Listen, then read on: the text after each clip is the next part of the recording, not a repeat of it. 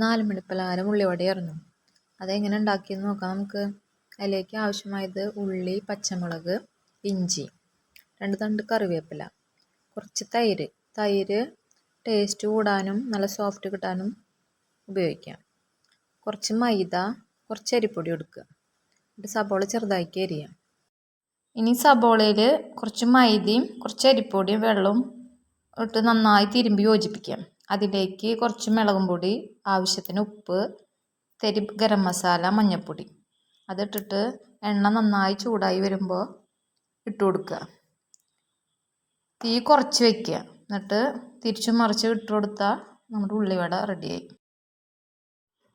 ഇതുപോലെ എല്ലാതും നമുക്ക് എണ്ണയിലിട്ട് പൊരിച്ചെടുക്കാം. കണ്ട, നമ്മുടെ ഉള്ളിവടയ്ക്ക് നല്ല സോഫ്റ്റ് ഉണ്ട്.